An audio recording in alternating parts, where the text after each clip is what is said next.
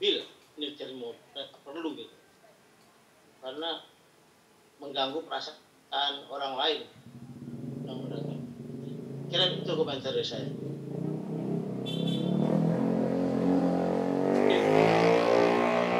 Terima kasih pada Pak Prof. Faisar ya. Faisar Ananda atas tanggapan atas pernyataannya yang sungguh membuka wawasan kita semua gitu. Baik, selanjutnya pada kawan-kawan masih ada yang ingin memberikan tanggapan atau pertanyaan? Oh iya, Bung Diko, silakan.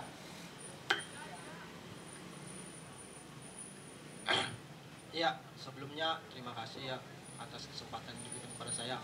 Ya, mungkin saya tidak bertanya di sini, cuma ingin memberikan sedikit tanggapan ataupun keresahan saya sendiri. Kebetulan saya pun dari Fakultas Hukum yang kebetulan agak tertarik seperti itu mengenai diskusi minuman beralkohol ini. Kebetulan saya pun sedikit minum juga untuk mengisi waktu luang dan menghangatkan badan seperti itu ya.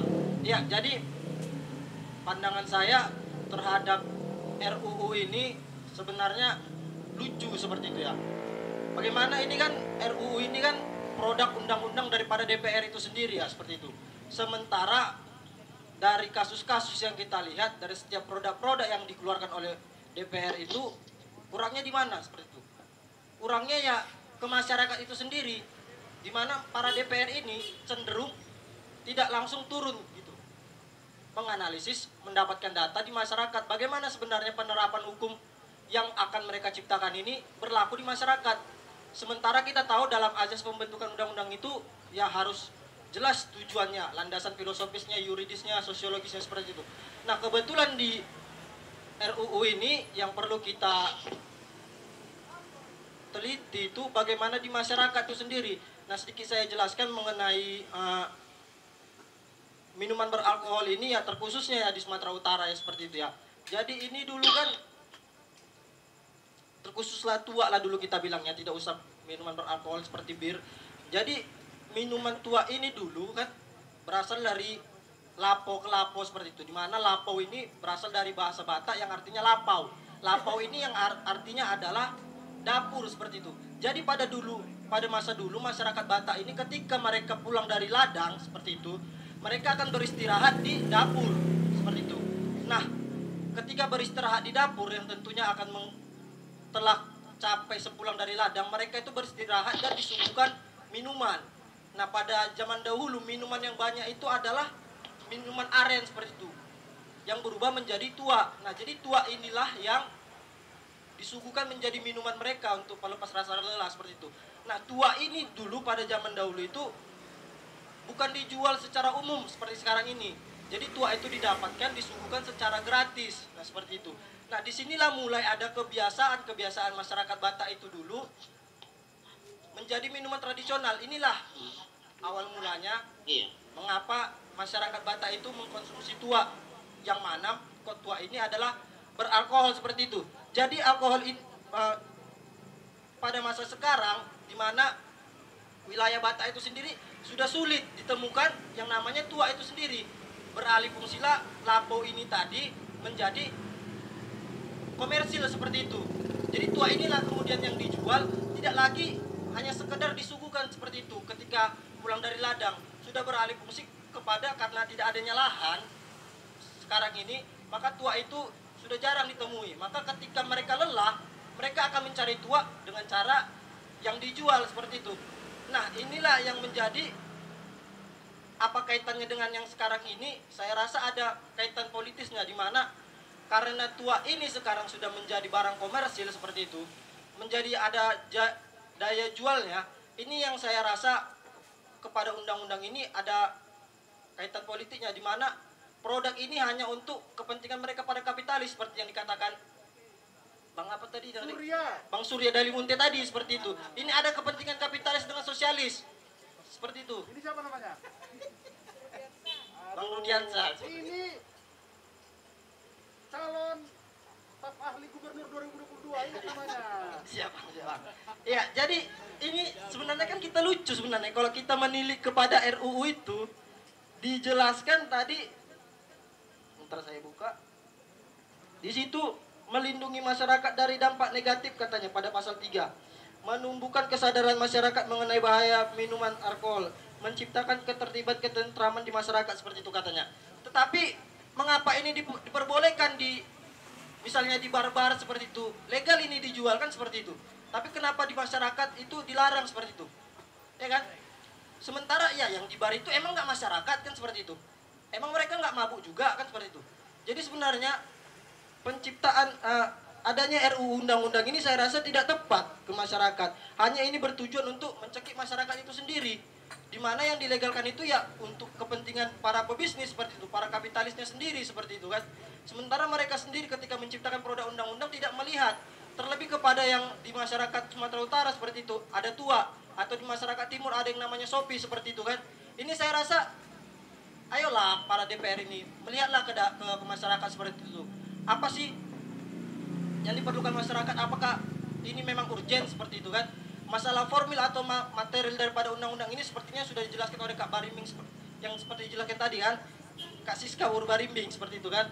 Jadi saya rasa untuk ketika menciptakan suatu produk undang-undang ya hendaknya dilihatlah dulu tujuan manfaatnya itu, kemanfaatan hukumnya itu kepada masyarakat seperti apa kan gitu.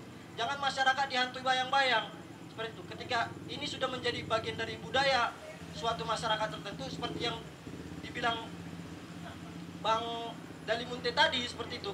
Ini kita harus ketika peraturan itu tidak bisa terpusat seperti itu. Harus dia plural.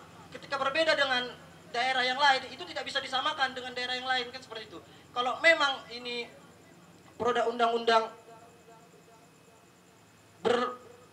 dilarang suatu agama seperti itu ya memang di Kristen sendiri pun kalau ya tingkat pemakaian yang berlebih, anggur itu diminum secara berlebih ya memang akan menimbulkan dampak memabukkan seperti itu. Dan di Islam sendiri itu kenapa dilarang? Karena sifatnya yang memabukkan kan itu yang dilarang kan.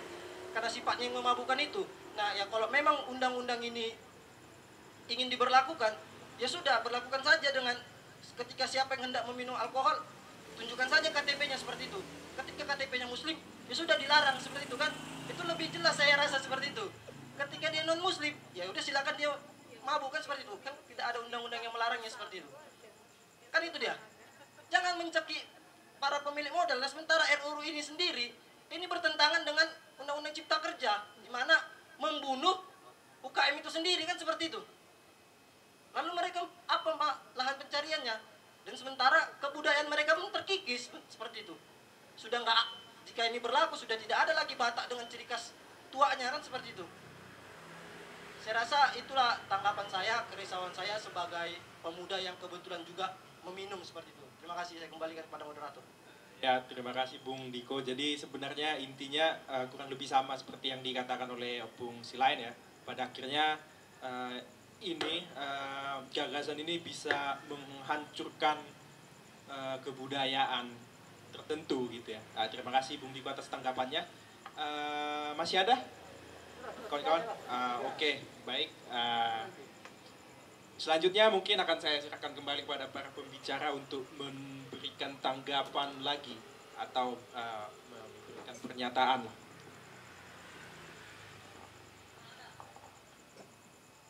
Terima kasih. Sebetulnya saya sepakat dengan apa yang dikatakan Bang Insana tadi. Kalaupun memang mau minum, mau mabuk, harus menunjukkan identitas diri. Kalaupun dia tidur di paret, supaya kita tahu mengangkatnya dan meletakkan di rumahnya. Kan begitu. Setidaknya alamatnya tahu. Nah, kalau untuk tua sendiri di Sumatera Utara, kenapa kita nggak mau ngambil contoh macam di Nusa Tenggara Timur, NTT?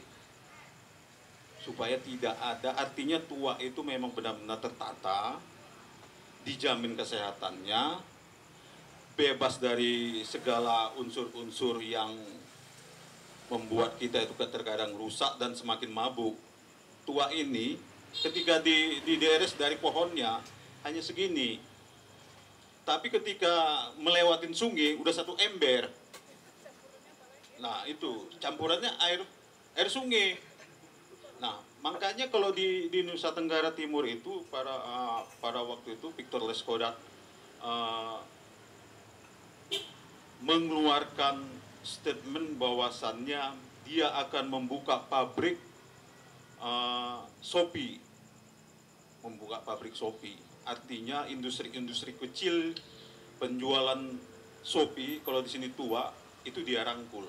Dia rangkul, dia fermentasi, yang pada akhirnya sifatnya itu sudah menjadi kemasan seperti bir. Dan itu legal di sana. Hingga pada akhirnya selain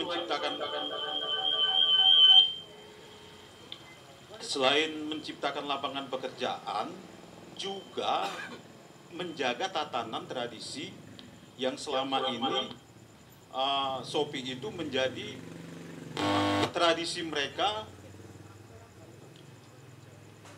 mereka dalam melaksanakan kegiatan-kegiatan, apakah itu menyangkut adat istiadat mereka gitu. Begitu juga dengan di Maluku, ketika saya berkunjung di Ambon, Maluku.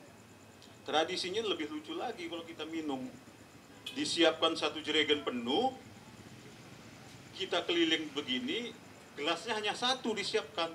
Dan itu tidak boleh putus minumnya. Iya, siapa yang mabuk, telentang. Dan saya tuh pernah sampai tidur di kuburan. Tidur di kuburan loh. Minumnya itu di kuburan, karena kuburan itu pas di depan rumah. Itu loh. Hingga pada akhirnya minum itu tradisi di Ambon. Tradisi di Ambon. Nah, di Maluku lah salah satunya. Ini yang sebetulnya harus kita pahami. Begitu juga di DPR dalam melakukan regulasi tentang undang-undang minol ini juga harus banyak melibatkan berbagai unsur.